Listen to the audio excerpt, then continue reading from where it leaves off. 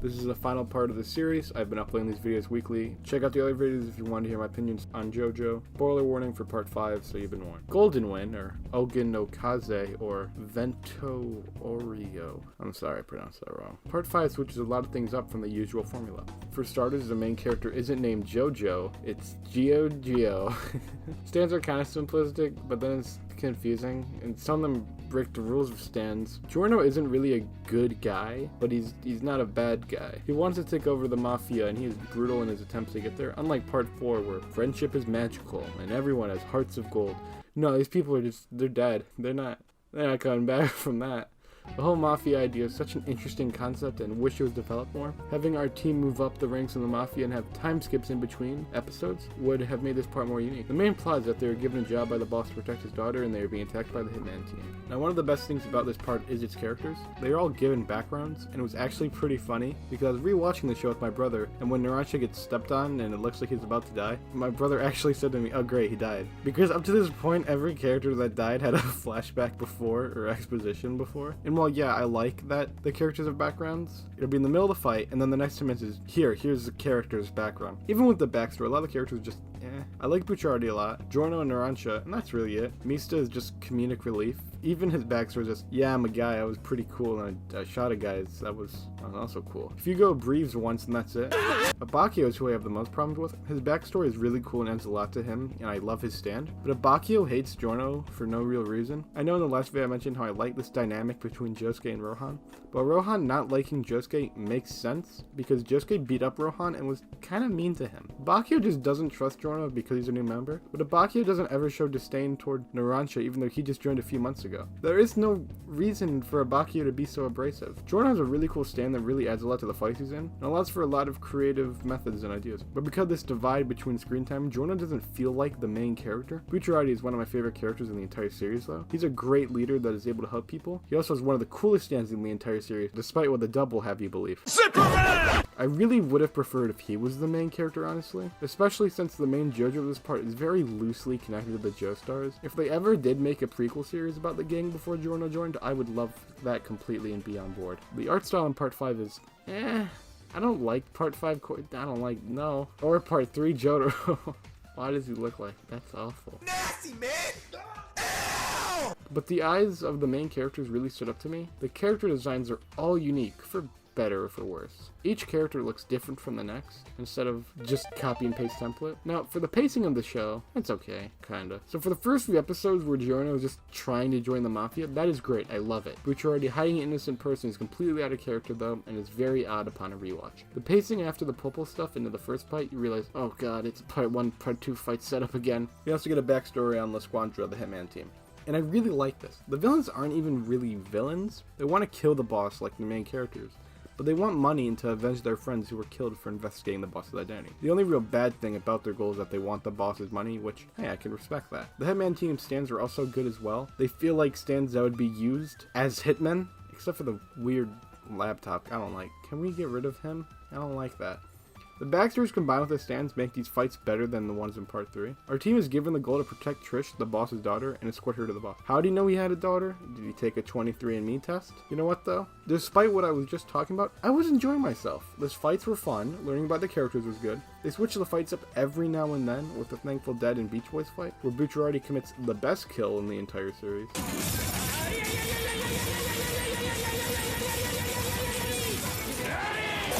The first half of this part is excellent, but once the Hitman team is dead, the show should have been over. Bucciardi delivered Trish to the boss when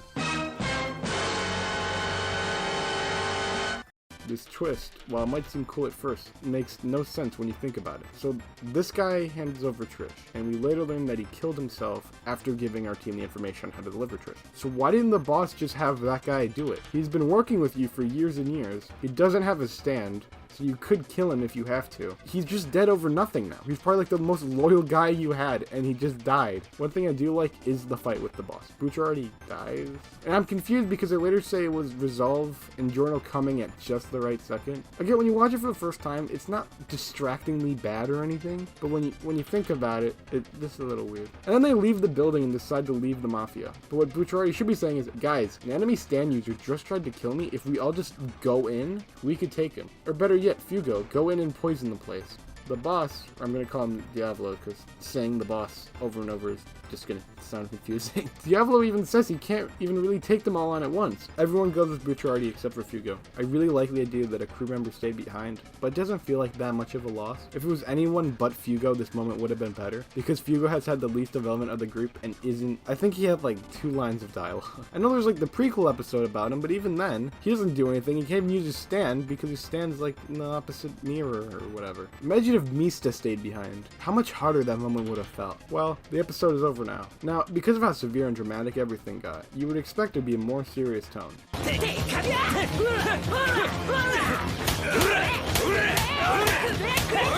Why? What is the point of having a serious dramatic... If it was just this one joke, it wouldn't be that bad. But now we have the boss's elite team, which consists of a guy who has a shark that can transfer from liquids. That's pretty cool. I can see how you could get that far in the Mafia with that stand. That makes sense. This is great. To a guy that makes you say the opposite of what you mean. Why? This whole episode just sucks. Like, seriously? Seriously. This is a stand that should be in Diamond is Unbreakable, not the gritty mob takeover. The Hitman team all had stands that a Hitman team could benefit from. But funny opposite what you say is elite? The Shark Dude could have been like a fight that happened when they were on the boat, and the area is crowded, but the Hitman guy doesn't care. So we watch the team jump from boat to boat trying to get away from the stand, when the rancher tries to attack him, find his plane, and the rest of the team is trying to save people because they don't want innocent people to die. And the elite guy doesn't care about innocence, so he's attacking people and our team needs to save them without being hurt.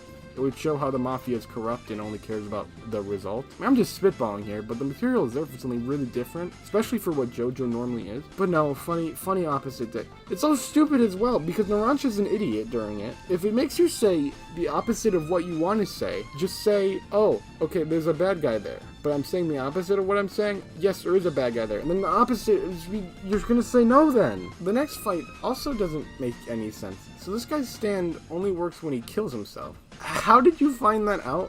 What, did Diablo just go, lol, kill yourself? Oh shit, it worked, tired. Like, what? Did he just try it and he's like, oh yeah, second time's a charm. Trish gets a stand and proves she's capable of the group. Hopefully she gets to do something later on. Actually, like the leader of the Hitman team, Risotto fights the boss's elite Doppio, who has some connection with Diavolo. But based on a scene earlier, Doppio isn't as innocent as he seemed. As the fight goes on, we learn about Risotto and Doppio's ability, and the animators were paid a very pretty penny for this fight. They also give a backstory to the boss. And while a lot of people complain about it, I really love it. The backstory doesn't make sense, but I thought that was kind of the point. There was no known information on him, so of course his backstory wouldn't make any sense. It would sound like some tale of old. Risotto's about to win when suddenly... Look, I get why this had to happen, but it's so cheap. Seriously, you couldn't have, like, something else? He was so close. We also get the first death of the team Abakio. Now, like I mentioned earlier, I wasn't a huge Abakio guy, so I didn't really care when he died, but the main thing his death scene does effectively are the characters reacting to it. Narancia crying while the group tells him they need to leave Abakio. Abakio also has his ghost partner talk to him and help him find peace. Although I guess Giorno didn't make any time to heal him. He didn't even try. Maybe Abakio would just... If he really wanted to live like Bucciarati, he would be alive. I guess he really didn't care about finding the boss. We then learn about the man at the Coliseum that has information on how to beat Diavolo.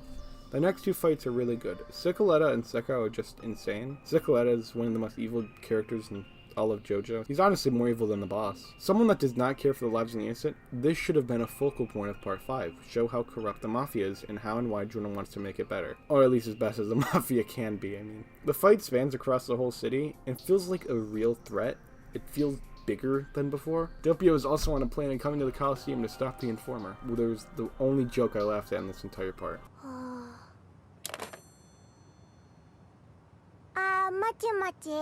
One of the most underrated fights of this part is the Sekao fight. Sekao completely destroys Bucciarati, and Bucciarati is shaken up from this fight. add in the intensity of Sekko possibly killing the informant at the Coliseum, and it's just great. Plus, it's just so unique from all the other fights that this whole part has to offer. Also, like I mentioned earlier, Bucciarati is just the best. You know, I can't help it. It is then revealed that Polnareff is the informant. I'm happy that he's back, but you know, clearly seen better days. The reason why Polnareff is in that condition is because he fought Diavolo, and Diavolo absolutely just devastated him. I don't know how he got rescued because, well, you know, he clearly can't swim after that, or just he somehow didn't bleed out immediately. Also, he fell off that huge cliff, and by the time any boat can make it, he would already be dead. You might be saying, Zach, that's nitpicky, and while to an extent I agree, when you try to be a serious, dramatic story, small things like that are really bad. And while the Diavolo reveal behind the pillar is cool, did anyone notice how drastic Diavolo's design changes? When, as a Shadow Man, he has slicked back hair and a nice suit. Now he has long hair and no suit. Also, Diavolo's whole character at this point has been him hiding his identity and wanting to secure his past. And, you know, maybe he wanted to live a quiet life. Wait a minute.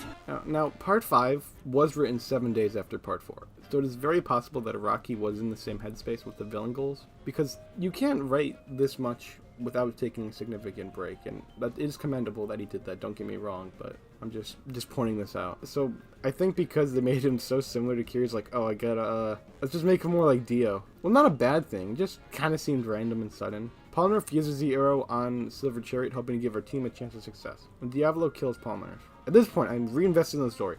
The last 2 fights were great.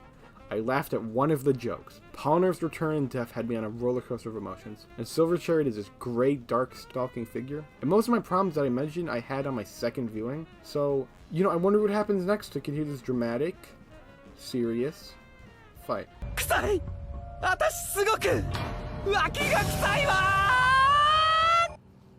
This is the worst. This is the worst! You are the worst! I hate looking at your face. I want to smash it! Are you serious right now? Are you kidding me? We had it. We were right there. Now, there's this misconception on jokes in serious shows, or how having jokes in a movie and also having serious scenes ruins the serious scenes. I disagree with that. Movies like Guardians of the Galaxy have funny scenes in them, but also have serious scenes. These 2 movies are also some of the best in the MCU. Tonal issues come from when you go, character is dead, to haha, you smell bad. I'm not even, actually, well, I am a little mad, I'm not, but I'm mostly disappointed. The last few episodes are fine. Polnareff isn't actually dead because they can't have stakes, and they made him a turtle, so that's cool, I guess. Bucciarati is in Diavolo's body, and Doppio gets screwed over by being sent to Bucciarati's dying body. So that scene where Bucciarati and Polnareff were seemingly killed was just pointless and emotionally manipulative. After everyone figures out the situation, Polnareff explains stand arrows, which we know make stands more powerful because we watched Part 4, and in Part 5 I know they make them, like, different, but it's the same thing, but this time stands become Requiem when they are pierced, and not the human body, and can act without the user. So Silver Chariot Requiem is just walking away, and they can't stop it. Everyone is getting ready to fight when Naruto starts talking about, oh boy, I sure do love living, haha, whoops. It was sad the first time I watched it, but on a repeat, it's like, why? Like, it's not that I don't care. Because we just watched 2 characters seamlessly die, and they were fine. But now Narancha isn't fine, and he's dead. You know, Giorno's in his body now. The team goes on a brisk jog to catch Silver Chariot Requiem. Then they steal a little orb out of its head. Everyone's bodies are switched to normal, and Bucciarati dies because his body was destroyed. Giorno now has the arrow. I can't deny that Requiem isn't cool. The first time you see it, it is really cool. Remember how I said each character in Part 5 is developed on? Well, obviously, yes. That's a good thing. When Giorno gains his power, it doesn't feel that significant that he got Requiem. It could have just as easily been Mista. The whole sequence with Golden Experience Requiem does build up just how powerful it is. Oh boy. I sure can't wait for the next episode to finish this part.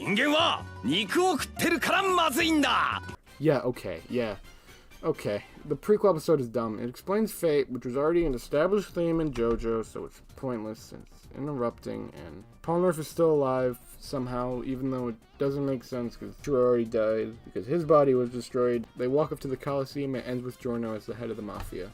I just want to clarify, Part 5, as much as I did slam in this video, it's not like impossible to watch. The first half is really good, and it's even really more than the first half. It's like the first 3/4. But there's just so much, there was so much there. The Mafia doesn't really matter in Part 5. They mentioned that members of the Mafia are trying to blend in, but that isn't reflected in any of the character designs. Even in Part 3, stand users tried to blend in. What if one episode there isn't even a stand user fight? The crew get trapped in a town and they have to escape the police because they're paid by the mafia to kill Giorno. That could add a lot of drama and change the formula up a lot, because Abacchio, a former police officer, might have some problems with that. I know Fugo was going to betray the boss and it was scrapped due to personal problems, which I completely understand, but it still feels like a missed opportunity. Maybe one day the sequel, Purple Haze Feedback, will be animated, because everything is there, it just missed the mark. I'd almost say make it longer, but I don't want to make it longer, but just have more episodes focus on Giorno or something, and give him more traits, because I really can't name any traits about him other than he has a dream, because that's all he is. He's just that. Okay. Now time to rank each JoJo opening. Number 9, Chase. It's not bad by any means, but not really what I expect from a JoJo opening. The visuals are a bit dull. It's personally the least catchy out of all the openings. It feels too edgy, and I know that's a funny thing to say about the part where it's a serial killer, but it just doesn't feel accurate.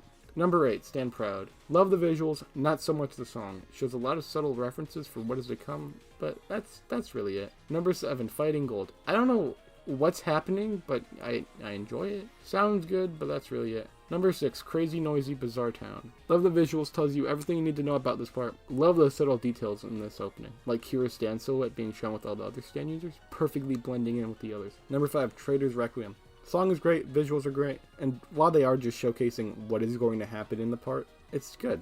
The enemy stand user invading the intro was played out by this point though. Number 4, Sonochi no Sodomite. Love the visuals, spoils the entire plot. But if this doesn't encapsulate what JoJo represents, I don't know what does. It even has all of them in the intro at the beginning. It's great. Number 3, Great Days. Love the visuals, great song, especially the extended edition. Kira with Bites the Dust invading the intro is perfect. What can I say? Number 2, Bloody Stream. Doesn't really describe anything, but it shows bits and pieces of stuff that'll happen. It even has Hermit Purple in it. And and it looks pretty, and Koda goes hard on this. Number 1, Sonchi no Kyaku. I know, I'm just as shocked as you. But the 3D visuals, subtle hints, and the song in general makes this go way harder than it should. And this is the best way to cap a 3D animation of the intros, because it couldn't be top tier. No, but actually ranking the JoJo parts: Phantom Blood, Stardust Crusaders, Golden Wind, Battle Tendency, and Diamond is Unbreakable. And if you want the manga involved, here. As for future JoJo projects, I'll make a video on the Rohan OVA when that comes to Netflix, and when part 6 eventually gets animated, I'll review that as well. I hope you enjoyed the video and have a great day.